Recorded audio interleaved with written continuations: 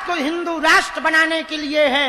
हम 3 प्रदेशों से होकर के जा रहे हैं, दिल्ली, हरियाणा, उत्तर प्रदेश।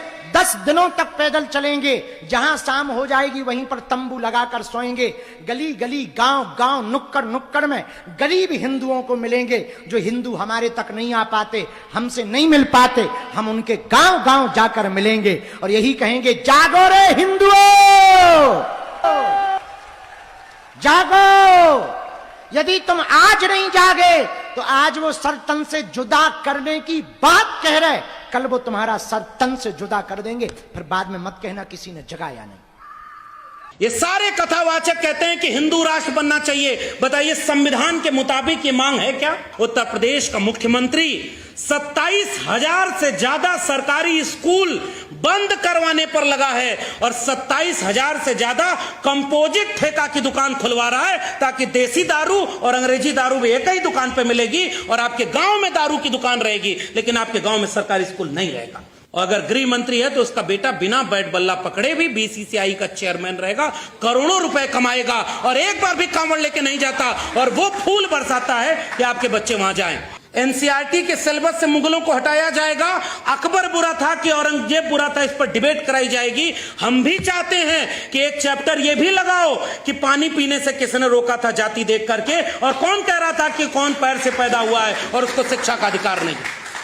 इसको भी तो पढ़ाना पड़ेगा इस देश में कि पानी पीने के लिए लड़ना पड़ा। सबसे बड़ी लड़ाई इस बात की है, हाकिमे वक्त क्यों किसी बात पर अब ठौर करे, उसकी मर्जी है जिसे चाहे उसे गौर करे।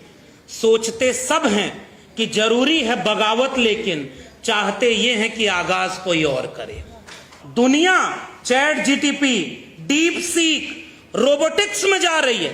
टेस्ला बिना ड्राइवर के गाड़ी चला रहा है और हमारे यहां टेलीविजन पर बैठकर एक आदमी मंत्र से नारियल उड़ा रहा है। अब ओबीसी समाज के लोगों को भी यह बात समझनी होगी कि केवल दलितों की जिम्मेदारी नहीं थी संविधान बचाना।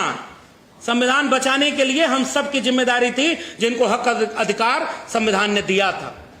कथावाचक चले गए यादव, 2 यादव और 1 कठेरिया समाज के। तो बहुत सारे लोगों को यह भ्रम था कि हम तो हिंदू हैं। उन्होंने भ्रम तोड़ा और सीधे वीडियो बना करके कहा कि हमारे बिरादरी के गांव में तुम कथा कैसे कह सकते हो। इससे भी अगर आंख न खुले, और याद रखना, जिसका मुंडन किया गया, जिसकी चोटी कटवाई गई, वो तो अच्छे वाले हिंदू थे ना, वो तो उन्हीं के परिभाषा में थे। उन्हीं के ऊपर एफआईआर दर्ज हो गई है और उन्हीं को पुलिस खोज रही है कि जेल में बंद कर। अब तय करो कि उनकी परिभाषा में आप हो कि नहीं हो, क्योंकि उनकी परिभाषा नागपुर से तय होती है और नागपुर की परिभाषा में संविधान सबसे बड़ी बाधा है। और उनके ये छुट भैये जो कथावाचक घूमते रहते हैं, अजीब अजीब कहानी सुनाते हैं और टेलीविजन चैनल वाले बुला करके पाखंड फैला रहे। और उसको एक नेता ने, उत्तर प्रदेश के नेता ने कहा, कृष्ण का नाम बता दो, वो आए बाएं करने लगा और कथा कृष्ण की सुनाता है। उसके बाद उसने क्या बोला? ये सारे कथावाचक कहते हैं कि हिंदू राष्ट्र बनना चाहिए। बताइए, संविधान के मुताबिक ये मांग है क्या? क्या संविधान के रहते हिंदू राष्ट्र बन सकता है? और हिंदू राष्ट्र मांग है किसकी? किसका रिश्ता है नागपुर और बीजेपी के मुख्यालय से? इसका मतलब तुम धर्म का काम नहीं कर रहे, तुम पॉलिटिकल पार्टी के एजेंट हो। तुम धर्म के लिबास में उनके लिए राजनीतिक एजेंडा चला रहे हो और उनके लिए वोट मांगने का जुगाड़ कर रहे हो। यह बात तो हमें खुल के कहनी होगी।